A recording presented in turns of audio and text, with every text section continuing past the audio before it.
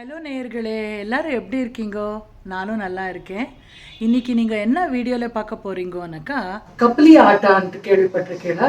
RV brand ரொம்ப ஹெல்த்தியான ஒரு மாவு, கோதுமை மாவு. அதுலேயே இந்த வெரைட்டி யூஸ் பண்ணுங்க, ரொம்ப நல்லது ஹெல்த்துக்கு, ரொம்ப சத்தானது. சீட்ஸ் இந்தும் பண்ணியிருக்கிற இந்த மாவை இதில் முள்ளங்கி போட்டுட்டு எப்படி பராட்டா பண்ணலான்ட்டு பார்க்கலாம். மூலி பராட்டான்ட்டு நீங்கள் சொல்லுங்க. அது கூட நான் மெಂತ್ಯக்கீரை கூட ஆட் பண்ண போகிறேன். ரொம்ப ஹெல்த்தியான பிரேக்ஃபாஸ்ட்டு. யூஸ்வலாக பராட்டா பண்ணிட்டு இருக்கிறீங்க, ஆலு பராட்டா, அப்புறமா ஏதான வேறு கேரட்டு அதெல்லாம் போட்டு பண்ணுறீங்கன்னா இந்த மாதிரி இந்த கப்லி ஆட்டால மெಂತ್ಯக்கீரை பின்ன முள்ளங்கி வச்சுட்டு எப்படி பண்ணுறதுன்ட்டு பார்க்கலாம் வாங்க. முதல்ல ஒரு பேசனில் உங்களுக்கு எவ்வளோ தேவைப்படுறதோ அவ்வளோ மாவு எடுத்துக்கோங்க. எல்லா ஆன்லைன் ஷாப்பிங்லேயும் கிடைக்கும் இந்த கப்லி ஆட்டான்ட்டு. அமேசானில், பிளிங்கிட்டில் எல்லாம் கிடைக்கும். எந்த பிராண்டானாலும் வாங்கிக்கோங்க. ஆனால் ஆர்வி பிராண்ட் வந்து ரொம்ப நல்லது. நான் ப்ரமோஷனுக்காக சொல்லிட்டுல, நான் யூஸ் படுத்துறதுனால உங்களுக்கு சொல்லிட்டுருக்கேன். ரொம்ப நல்லா வரும். அந்த மாவுக்கு காரத்துக்கு ஏற்ற பச்சை மிளகாய், பொடியை நறுக்கின மெಂತ್ಯக்கீரை, அப்புறமா மூலி ஒரு 3-4 முள்ளங்கியை நல்லா கழுவிட்டு துருவிட்டு சேர்த்துருக்கேன். அப்புறமா ஒரு 1/4 டீஸ்பூன் அளவுக்கு கரம் மசாலா பொடி கூட சேர்த்துருக்கேன்.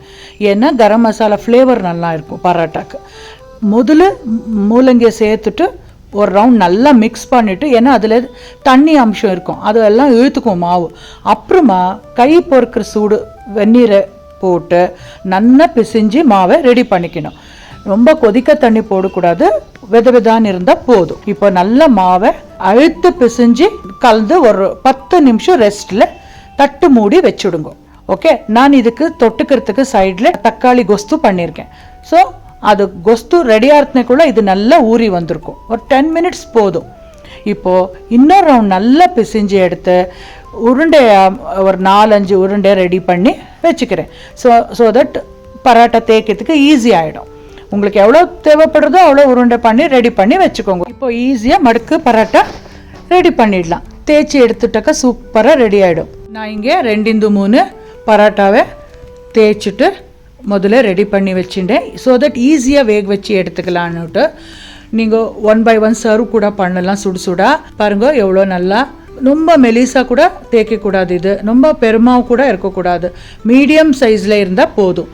இப்போ பாருங்க, சூடான காஞ்சிருக்கிற கல் மேலே போட்டு எண்ணெய் விட்டு 2 பக்கமும் கோல்டன் ப்ரௌன் வர வரைக்கும் வேக வச்சு எடுத்தாக்கா மெಂತ್ಯக்கீரை மூலங்கி பரோட்டா ரெடி. கூட நீங்கள் செஞ்சு பசங்களுக்கு கொடுங்கோ, பெரியவாளுக்கு கொடுங்கோ.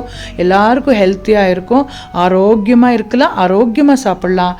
கண்டிப்பாக இந்த மாதிரி ஹெல்த்தியான ரெசிபிக்கு வீணா லக்ஷ்மி நாராயண் பேஜை ஃபாலோ பண்ணிட்டு பாருங்கோ. ஃபேஸ்புக்கில், யூடியூப்பில், இன்ஸ்டாகிராமில் எல்லாத்துலேயும் வீடியோஸ் வரும். சப்ஸ்கிரைப் பண்ணிக்கோங்க ஃப்ரெண்ட்ஸ். ஓகே, டேக் கேர், பாய்.